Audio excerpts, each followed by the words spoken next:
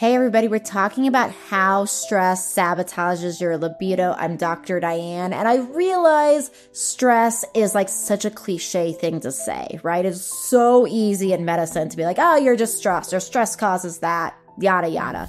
So I want to first acknowledge that. And then secondly, say this is also very real. So there's a few different things that can happen. One is especially when women get to that perimenopause stage, that stress will directly impact estrogen and testosterone levels in particular.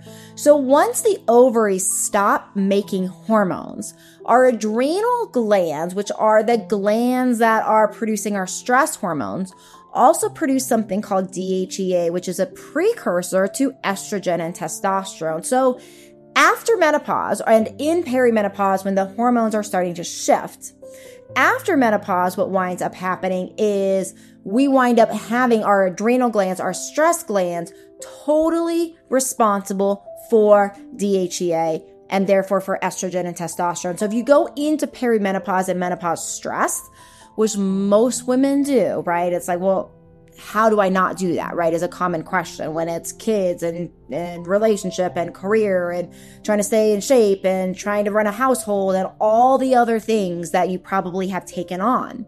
So in that realm, it's important to understand, though, that the result of that oftentimes is that because your stress glands are not producing stress hormones and they're not producing the estrogen and testosterone precursors as well, menopause and perimenopause can be a lot harder. And of course, then when you're not making your testosterone, your estrogen, your libido can fall down because of that. We also see that stress interrupts blood flow. But one of the key things that I find that stress does is stress puts us into this fight or flight nervous system state. When we are in the fight or flight nervous system state, we typically are not in that state of being where we can produce pleasure hormones, where we can talk slowly and really deeply understand our partner. Like when we're really stressed, it's very difficult to have a productive conversation with a partner on some of the changes you're feeling in your body, or why that thing that happened yesterday made you feel unsafe and how that's deeply impacting you. So when we are stressed, usually then we are in that fight or flight part of our brain system, which does not allow us to be vulnerable with our partner. And I'm not just talking sexually vulnerable, I'm talking emotionally vulnerable as well, because that fight or flight is survival. So part of becoming de-stressed and working with this, there's a lot of different things, right? We got to get to the root causes. There's external things to do. There's internal things to do.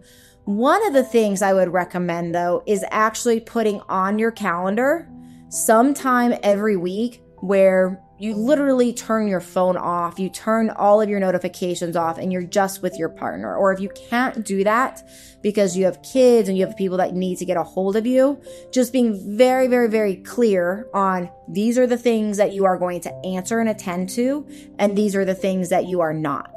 And maybe if it's your kids, you decide, okay, well, I'm going to pick up the phone. But if it's your boss, you decide, you know what? It's Friday, I'm going to answer my boss in a few hours or the next day or whatever your agreements are with your work.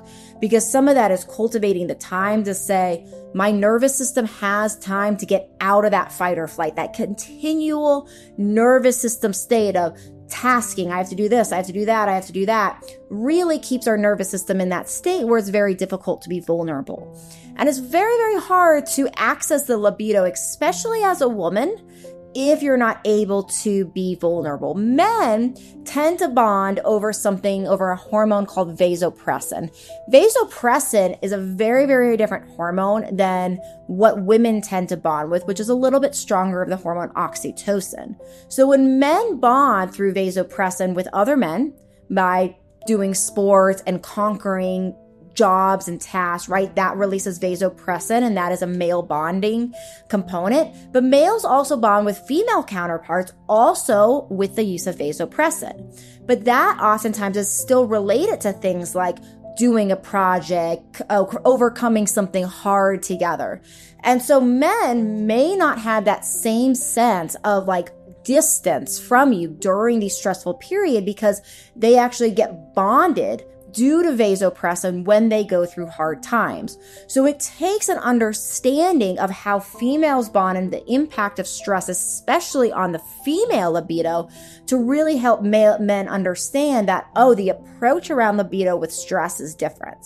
I've seen couples do really well when they have agreements that on date night, that the male partner in a hetero relationship is going to take over the kids, is going to take over the tasks, is going to allow their female partner to actually sit in the bath and do self-care for an hour before they even go to date night, so that she has a chance to get herself out of that state, to really move out of that fight or flight, and to drop into her connectivity and her ability to show up more deeply.